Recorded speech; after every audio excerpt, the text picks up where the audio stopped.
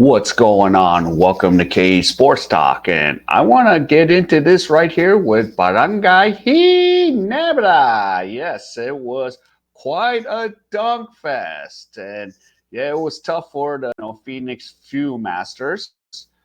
So there they go, and we're thinking, okay, is this going to be close?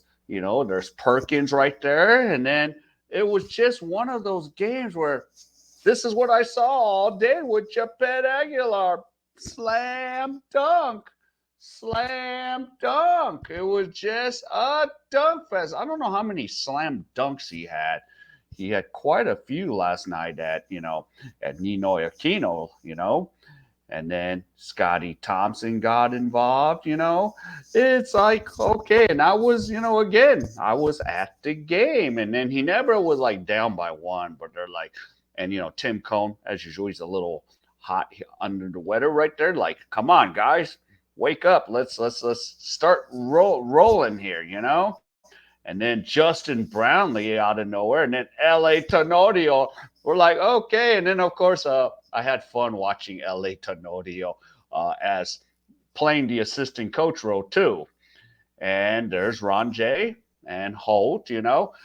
But yesterday, yeah, I enjoyed because the people in front of me were, I think, friends with L.A. Tenorio. So he was doing all kinds of funny gestures and stuff during coaching when they were up. And of course, we're up by 11. And then we're like, okay, Justin Brownlee. Brownlee's like, all right, I'm going to take charge. And, Stephen Holt was, the all-star yesterday. Holt was like balling his, eyes out on the game. So, yeah. And of course, Phoenix got a few fours there. So I witnessed a four-pointer. But, it was just, yeah, from the second half on, it was just like highlight after highlight for Barangay Ginebra. So they were just pretty much pouring it on at this point. Stephen Ho, Scotty Thompson. Look at that. I was like, oh, I even got that on video too. That could even be a short. And then Stephen, oh, look, it's 87-75. I think this game is pretty much over. And then there's Ron J. And then there's Justin Brownlee. Justin Brownlee. It's just one of those games. Yes, one of those games. One of those games. And that's how it goes.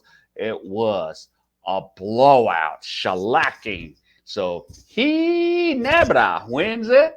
So I was happy to be there to witness this for my second overall PBA game with Justin Brownlee and the rest of Ginebra. So, and of course I finally ran to get my selfie with Ron J. Abdientos because I'm like, hey, remember me from South Korea? We were in the freezing ass cold taking a selfie. We're all bundled up, and now we're in the hot ass sun under the Philippines. So yeah, but of course it's a little different between the Philippines and Korea, because Philippines it's really hard to try to get something together with a selfie. You kind of have to kind of sit courtside to get that.